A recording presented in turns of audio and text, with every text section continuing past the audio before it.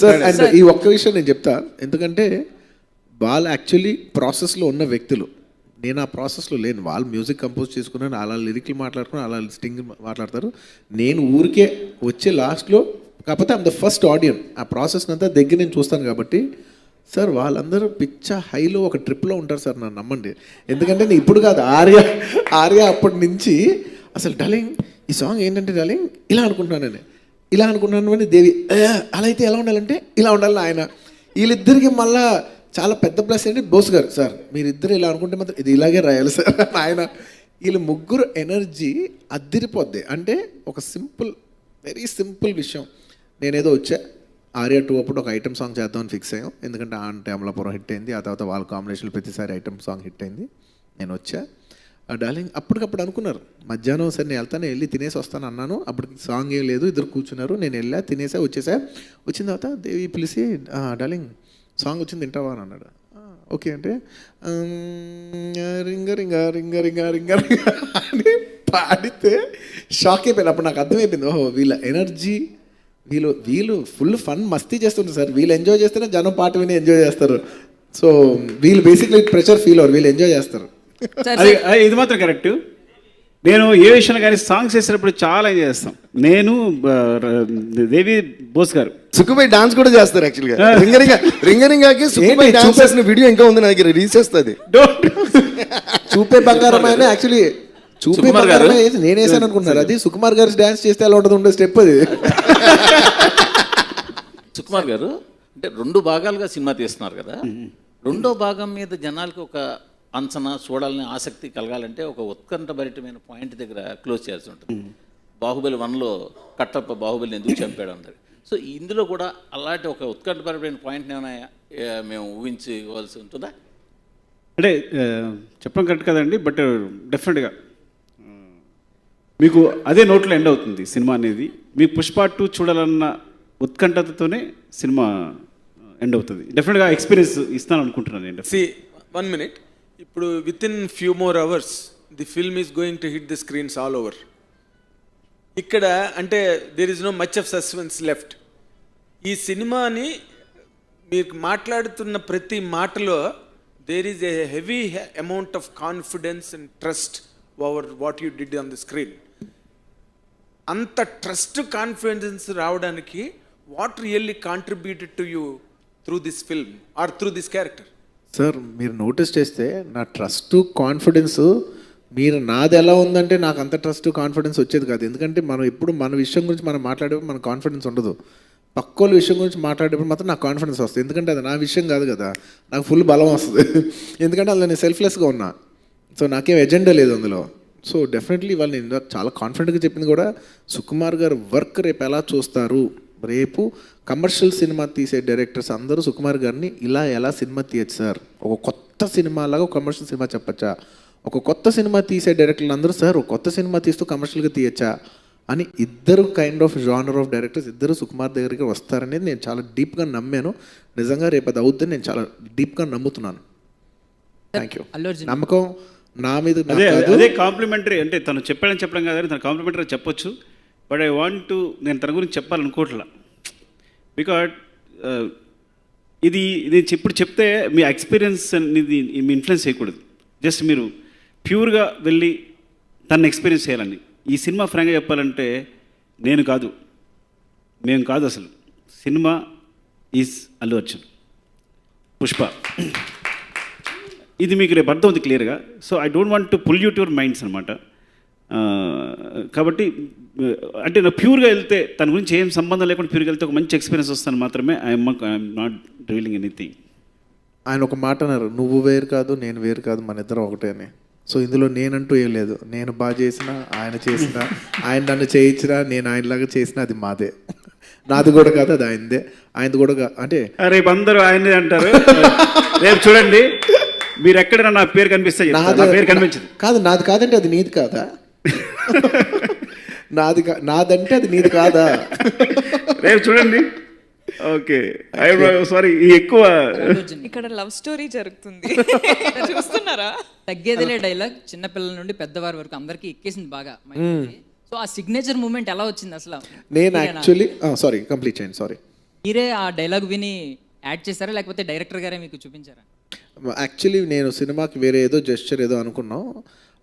అదిను ఎందుకో ఏ విషయంలో ఇలా అంటుంటే నాకు గుర్తులేదు, నాకు ఎగ్జాక్ట్ గుర్తులేదు. ఏదో ఫైట్ చేసినప్పుడు ఇలా అంటున్నాను, ఒక 2 సార్లు ఏదో ఇలా అన్నా, ఇది ఒకసారి 1-2 సార్లు ఇలా ఏదో జెస్చర్స్కి యాక్సిడెంట్గా అన్నానో లేదు డైరెక్టర్ గారు చెప్పినప్పుడు ఏదో అన్నానో నాకు గుర్తులేదు. నాకు ఒక పాయింట్లో మాత్రం గుర్తుంది, డైరెక్టర్ గారు వచ్చి మనం ఏదో జెస్చర్ అనుకున్నాం కదా అది డ్రాప్ అయిపో, ఇది అదిరిపోయింది, నేను చూస్తున్నా ఇది అదిరిపోయింది, నువ్వు ఎందుకు ఒకసారి 1-2 సార్లు చేయమన్నాను, నువ్వు చేసావు, అది బాగా వర్కౌట్ అయిపోతుంది, నేను ఫైట్ మధ్యలో వచ్చి చెప్పారు ఆయన. అసలు అప్పటి నుంచి ఇలా అంట మొదలుపెట్టాను, దానికి తగ్గేది డైలాగ్ తర్వాత యాడ్ చేసాం అంతే. ముందు ఫైట్లో గుర్తులేదు, ఒక పంచ్ ఇచ్చిన తర్వాత ఏదో బాగుంది అనిపించింది, విల్ డూ హియర్, చూద్దాం ఇక్కడ పెట్టి చూద్దాం చేద్దాం ఒకసారి అంటే రకరకాల బాడీ లాంగ్వేజ్ ఏదో ఒకటి మాత్రం కన్ఫర్మ్, ఒకటి డిసైడ్ ఏంటంటే మేము ఏదో ఒక బాడీ లాంగ్వేజ్ ఒకటి క్రియేట్ చేయాలి, అది క్యారెక్టర్ వాడుతూ ఉండాలి హై పాయింట్స్ అనేది అనుకున్నాం, అది కన్ఫర్మ్.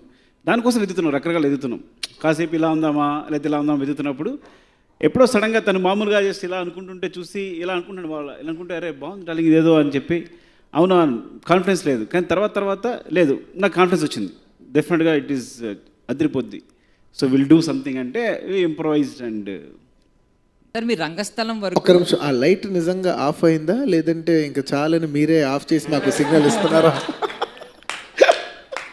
లేదు నాకు డౌట్ వస్తుంది. అలాగే చెప్పండి నీకు అవ్వకూడదు, సార్, మీ ఏం పర్లేదు. రంగస్థలం మూవీ వరకు హీరో ఎప్పుడు ఇదే లాస్ట్ అమ్మా? ఫిజికల్ గా ఫిట్ గా అంతేనా? అండ్ స్టైలిష్ గా ఉండేవారు. సో లైట్ కూడా చెప్పింది రంగస్థలం ఇంకా movie గ్యాప్ and ఈ వేయలేదు movie చెప్పి. లో, సారీ రంగస్థలంలో తమ్ముడు సారీ చెప్పు సారీ.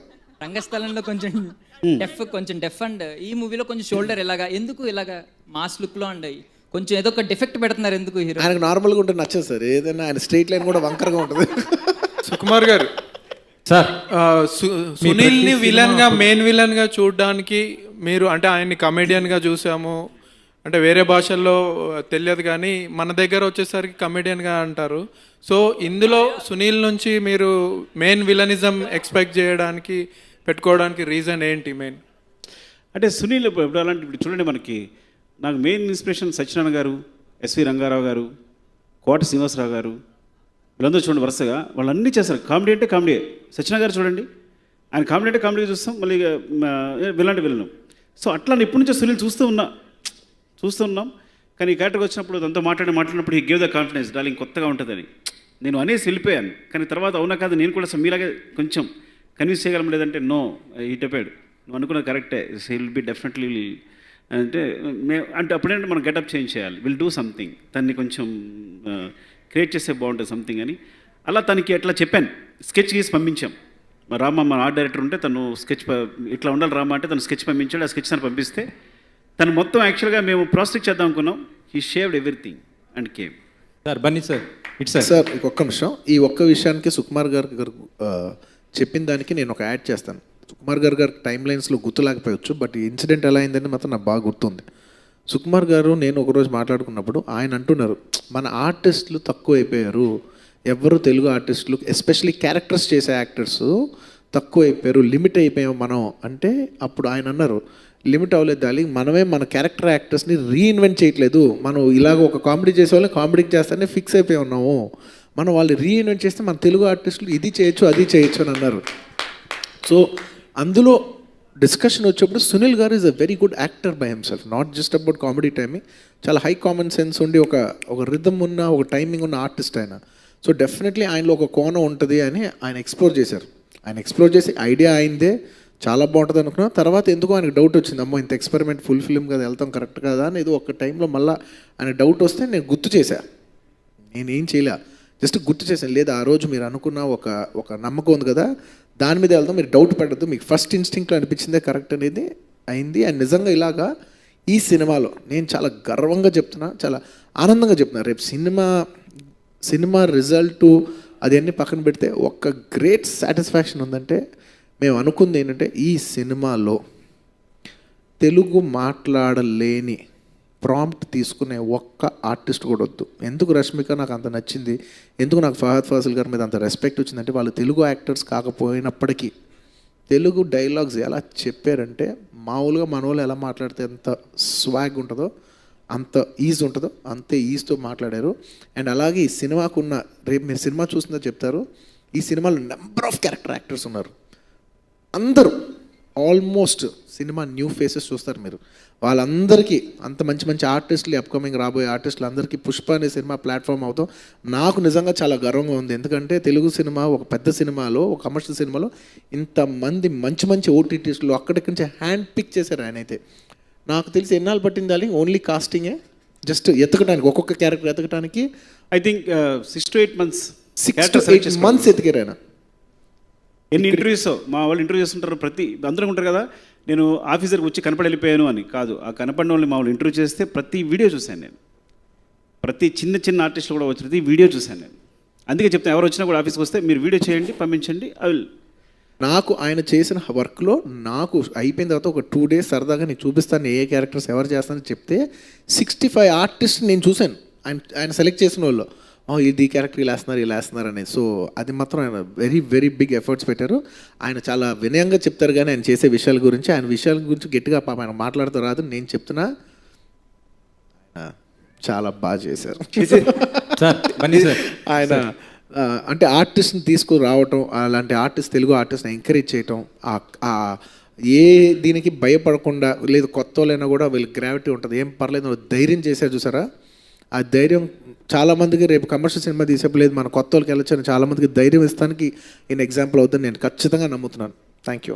ఇప్పుడు ఆపరేషన్ లేకుండానే మోకాళ్లకు ప్లాస్మా ట్రీట్మెంట్. మీ ఆర్థోపెడిక్ సమస్యలన్నిటికీ రోబోటిక్ టెక్నాలజీ ద్వారా తక్కువ ఖర్చుతో శాశ్వత పరిష్కారం. Free consultation. ప్రతి ట్రీట్మెంట్ పై 20% డిస్కౌంట్. ఈ ఆఫర్ కొద్ది రోజులు మాత్రమే. త్వరపడండి. V9 hospitals 9281465842.